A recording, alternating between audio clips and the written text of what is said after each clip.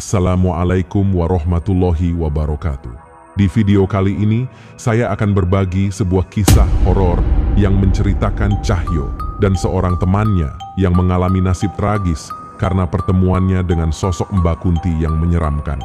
Bagaimana kisah selengkapnya? Tonton kisah ini sampai akhir hanya di channel Berbagi Cerita.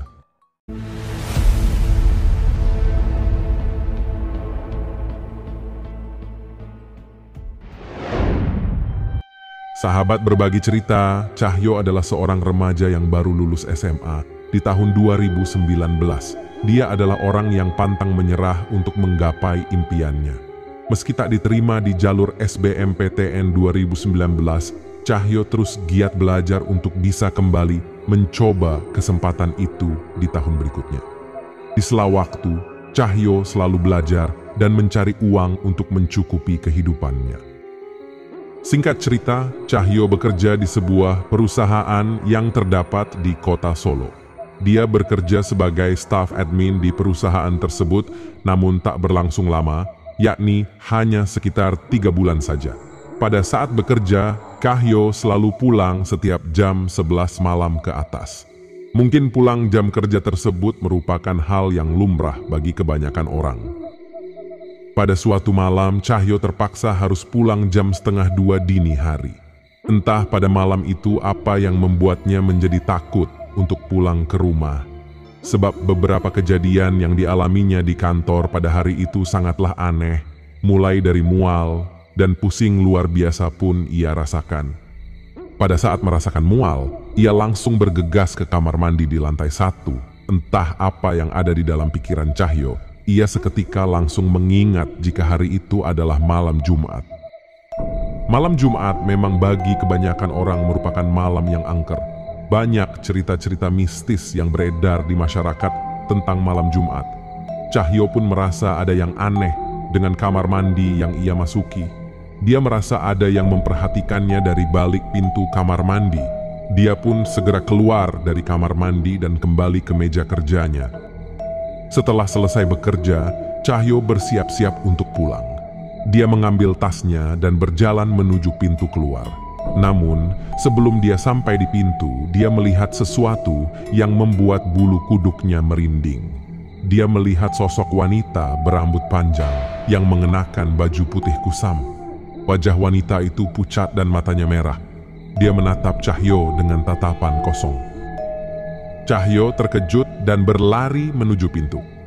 Dia berusaha membuka pintu, namun pintu itu terkunci. Dia mencari kunci pintu, namun tidak menemukannya. Dia merasa terjebak di dalam kantor bersama sosok wanita itu. Dia berteriak minta tolong, namun tidak ada yang mendengarnya. Dia merasa putus asa dan takut. Tiba-tiba, dia mendengar suara wanita itu berbicara. "Cahyo, aku rindu kamu. Aku ingin kamu kembali padaku. Aku ingin kamu menjadi milikku selamanya." Cahyo bingung dan ketakutan. Dia tidak mengenal wanita itu. Dia tidak pernah bertemu dengan wanita itu sebelumnya. Siapa wanita itu? Mengapa dia mengenal namaku? Mengapa dia mengatakan bahwa dia rindu kepadaku? Cahyo mencoba mengingat-ingat apakah dia pernah melakukan sesuatu yang salah pada wanita itu.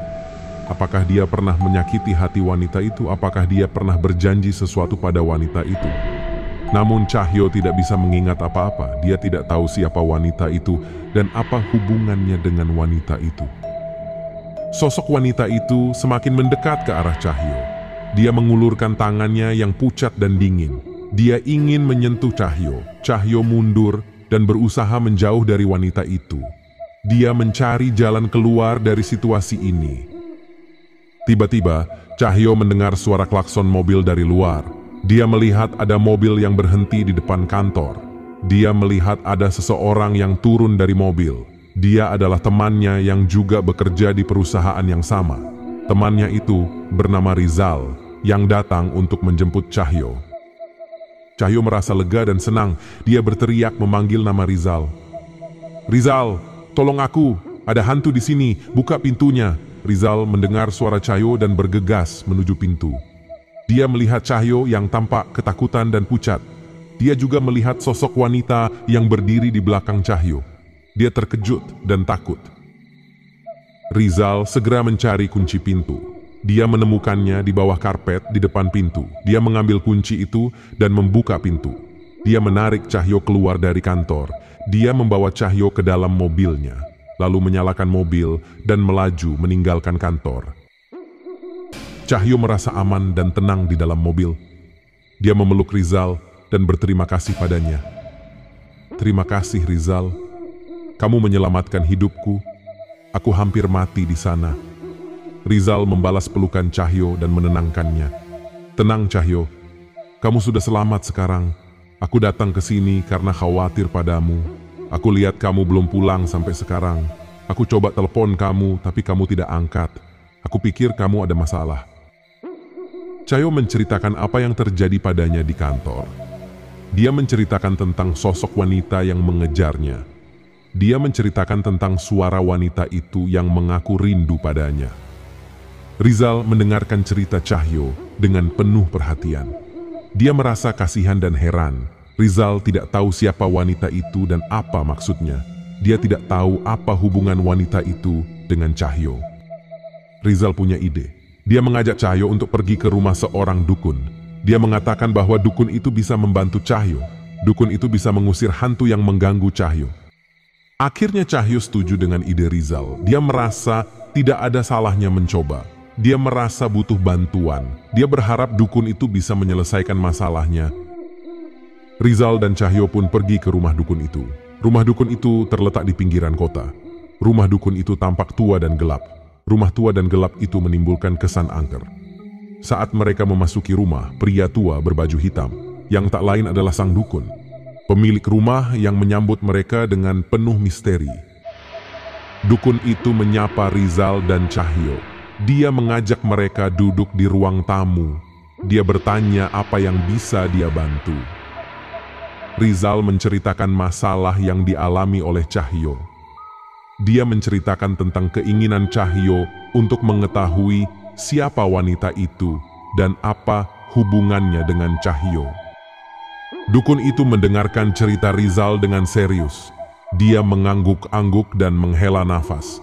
Dia menatap Cahyo dengan tatapan tajam.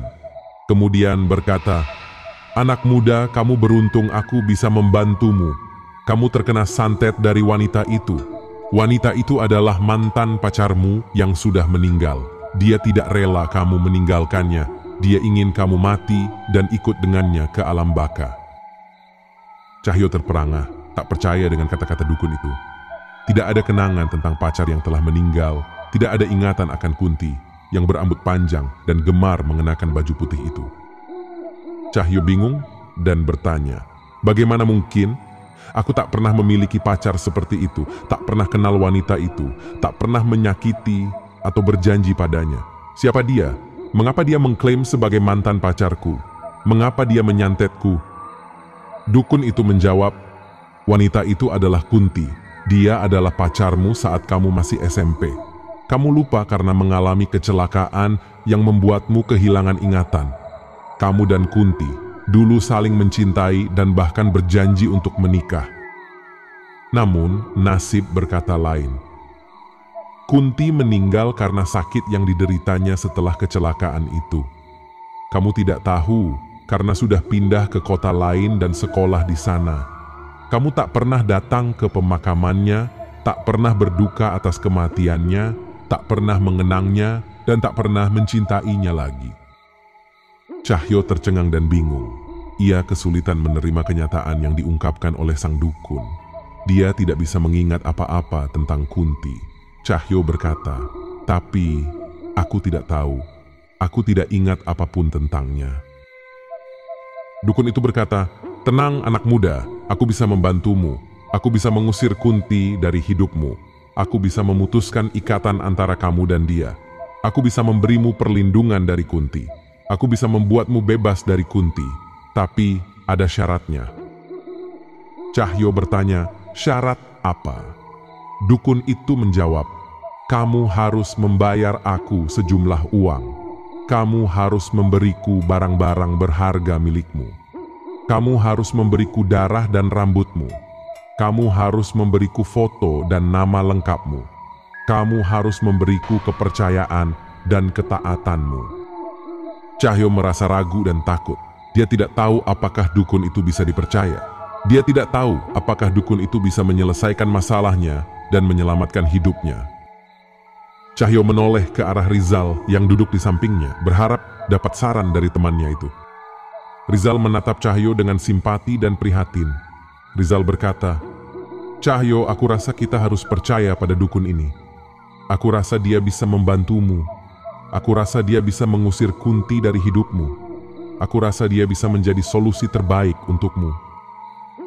Cahyo mendengar kata-kata Rizal, namun dia merasa bimbang dan bingung. Cahyo menatap dukun itu, melihat wajah tua dan hitam dengan tatapan matanya yang tajam dan dingin itu. Cahyo merasakan ada sesuatu yang aneh di dalam hatinya. Akhirnya, Cahyo pun mengambil keputusan yang berani. Dia menolak tawaran dukun itu. Cahyo berkata, "Tidak, aku tidak mau. Aku tidak percaya padamu. Aku tidak mau terikat denganmu. Aku tidak mau menjadi budakmu." Dukun itu marah dan kesal. Dia tidak suka dengan penolakan Cahyo. Dukun itu berkata, "Dasar anak muda sombong dan bodoh. Kamu tidak tahu apa yang kamu lakukan. Kamu tidak tahu siapa yang kamu hadapi." Sang dukun kemudian mengeluarkan sesuatu dari sakunya. Dia mengeluarkan sebuah boneka kecil dari kain putih dan sebuah jarum. Dukun itu mulai mengucapkan mantra dengan suara serak sambil kemudian menusuk boneka itu dengan jarum. Cahyo merasakan sakit yang luar biasa. Dia merasakan darahnya mengucur. Cahyo pun berteriak kesakitan. Sementara Rizal panik dan ketakutan melihat Cahyo yang menderita. Rizal berusaha menyelamatkan Cahyo dengan berusaha merebut boneka dari tangan sang dukun. Namun semua usahanya sia-sia. Rizal tidak bisa mengalahkan dukun itu. Cahyo pun akhirnya meninggal di depan matanya. Cahyo meninggal dengan wajah penuh luka. Rizal pun menangis dan berduka. Dia meratapi kematian Cahyo. Dia menyesali keputusannya mengajak Cahyo menemui dukun itu. Tiba-tiba, Rizal mendengar suara perempuan tertawa. Rizal pun menoleh ke arah suara itu. Dia sangat kaget ketika melihat sang dukun itu telah berubah wujud menjadi sosok perempuan yang menyeramkan dengan mata yang merah. Rizal mengenali sosok perempuan itu, yang tak lain adalah Mbak Kunti yang mengejar Cahyo waktu di kantornya. Sosok itu terlihat tertawa kemudian berkata, "Akhirnya aku berhasil. Aku berhasil membunuh Cahyo dan membalas dendamku. Aku berhasil mendapatkan jiwanya." Kemudian Rizal berteriak histeris. Dia berusaha melarikan diri, namun semua usahanya sia-sia.